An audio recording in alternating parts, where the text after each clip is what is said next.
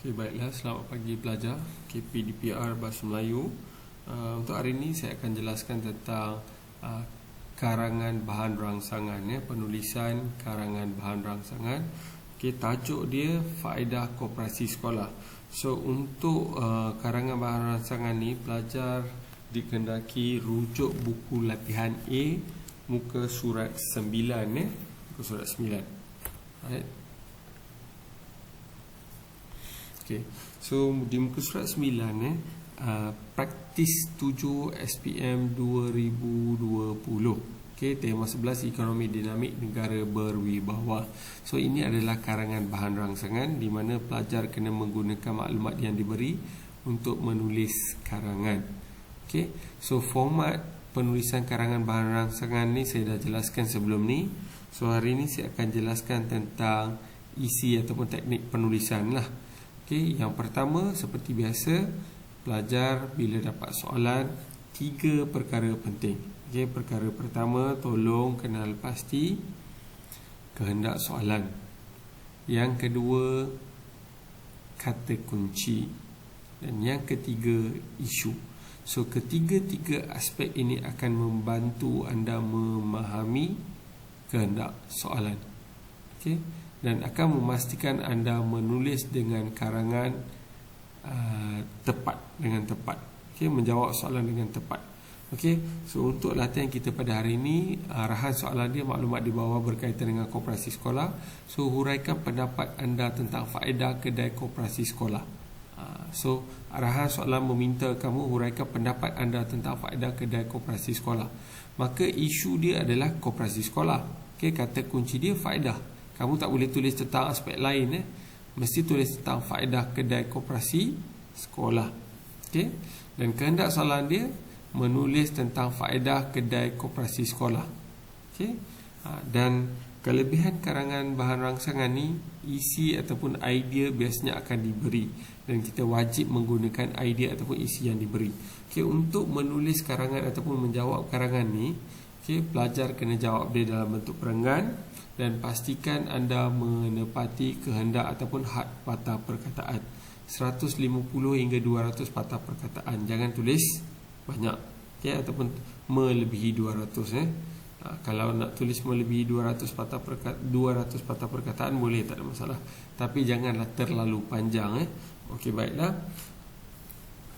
Apa yang kita nak muatkan di bahagian pengenalan? Pengenalan. Okay, di bahagian pengenalan disebabkan tajuk ataupun isu dia adalah tentang koperasi sekolah, maka pelajar bolehlah masukkan maklumat-maklumat tentang di mana biasanya koperasi ini akan wujud, diadakan, siapa yang akan uruskan, dan pastikan bila pelajar menulis pengenalan, pastikan anda menyebut tentang Angkatan Kedai Koperasi Kebangsaan Malaysia ataupun singkatan dia ataupun akronimnya Angkasa. Pastikan pelajar ada sebut dalam bahagian pengenalan, sebab Angkasa ini adalah salah satu badan yang akan menguruskan operasi koperasi di semua peringkat koperasi yang berdaftar lah. Okay, sebenarnya semua koperasi yang berdaftar dia terletak di bawah seliaan Angkasa. Okay, seterusnya pelajar kena jelaskanlah koperasi sekolah siapa pengurusan dia, melibatkan pelajar ataupun guru ataupun pelajar dan guru. Okey, bagaimana pelajar bolehlah jelaskan di bahagian pengenalan, dan juga tolong nyatakan waktu operasi, waktu operasi. Okey, bila biasanya koperasi sekolah akan beroperasi, bila dibuka, bila tutup dan sebagainya. Dan pada masa yang sama, untuk tambahan, pelajar boleh juga nyatakan bahan-bahan ataupun barang-barang yang dijual di koperasi sekolah. Okey, itu tentang pengenalan, dan pastikan bila anda menulis pengenalan, pastikan sekitar 5 baris lah, jangan terlalu panjang. Right. Sambung isi pertama. Okey, isi pertama diberi di sini memudahkan murid membeli barang keperluan. Okey, apa yang kita nak uraikan tentang isi yang pertama ni? Okey, biasanya kalau koperasi di peringkat sekolah, kita sedia maklum bahawa pelajar dia tak mampu membeli sesuatu yang barang yang dijual pada harga yang terlalu mahal. Maka biasanya koperasi akan menjual barang-barang pada harga yang sangat murah. Okey, jika dibandingkan dengan kedai runcit ataupun pasar raya dan sebagainya, barang yang dijual di koperasi sangat murah. Okey, tujuan dia untuk memastikan semua pelajar boleh memiliki ataupun membeli barangan daripada koperasi. Seterusnya, biasanya dia akan fokuskan kepada alat tulis mudah diperoleh, mudah peroleh. Contoh, katakan anda berada di kelas, tiba-tiba anda diperlukan ataupun anda memerlukan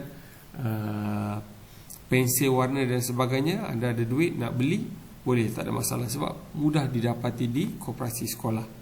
Okay, berbanding dengan situasi di mana kalau kamu nak pergi ke pasaraya, dia mengambil masa, kena parking dan sebagainya.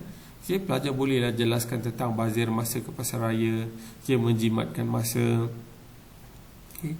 Dan seterusnya, lebih selamat. Biasanya barang-barang yang dijual di koperasi ini dia dipastikan tahap keselamatannya. Dia tak akan jual, ataupun koperasi sekolah dia tak akan jual sesuatu yang membahayakan pelajar, dan kualiti dia terjamin. So dalam isi pertama ni, pastikan pelajar menguraikan ataupun menjelaskan tentang perkara-perkara yang saya senaraikan. Okay, sambung isi yang kedua, proses pembelajaran dan perniagaan. Okay, sebenarnya untuk pemahaman ataupun untuk pengetahuan pelajar, koperasi sekolah ni diuruskan secara kolektif. Okay, ataupun usaha sama ataupun kerjasama antara guru dan pelajar. So koperasi sekolah ditubuhkan dan biasanya akan ada seorang ataupun sekumpulan guru penasihat. Dan seterusnya, pentadbiran dia diuruskan oleh kumpulan pelajar. Okay? Yang ada sekolah dia tentukan sebagai pengawas koperasi dan sebagainya. Dan biasanya kategori kumpulan pelajar inilah yang akan menguruskan operasi koperasi sekolah. Okay? Maka apabila pelajar diberi peluang untuk menguruskan koperasi sekolah, mereka dapat mengaplikasikan apa yang mereka pelajari dalam subjek-subjek seperti subjek pengajian perniagaan, perakaunan dan juga perdagangan. So yang ini merupakan pendedahan awal kepada pelajar.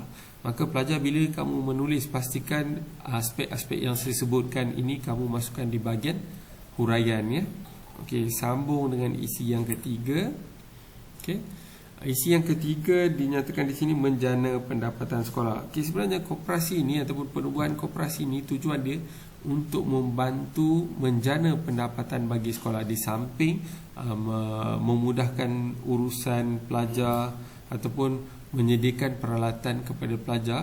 So selain daripada menyediakan peralatan, tujuan yang seterusnya ataupun tujuan penubuhan koperasi sekolah adalah untuk menjana pendapatan kepada sekolah. Contoh, hasil daripada jualan barangan, alat tulis dan sebagainya, keuntungan yang diperoleh dikongsi bersama.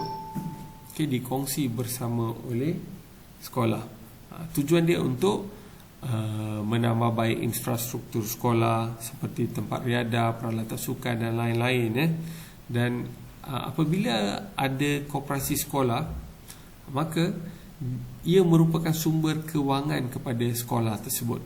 Okay, maka sekolah kalau nak menyediakan sesuatu perkara ataupun sekolah memerlukan sumber kewangan, bantuan kewangan, maka tak perlulah menunggu ataupun mengharapkan bantuan daripada luar ataupun sumbangan daripada luar. Maka aspek-aspek ini pelajar kena masukkan dalam penerangan ataupun huraian. Okay, seterusnya bahagian penutup. Okay. Penutup, pelajar kena buat justifikasi tentang isu dia tentang koperasi sekolah. Maka pelajar kena buat satu justifikasi. So contoh harus digalakkan di semua sekolah. Apa yang harus digalakkan? Penubuhan koperasi. Sebab apa? Sebab banyak manfaat. Okay. Lepas tu saranan ataupun cadangan, pelajar dan ibu bapa harus menyokong perkembangan koperasi sekolah. Okay, contohlah antara cadangan, pastikan ada 3 perkara.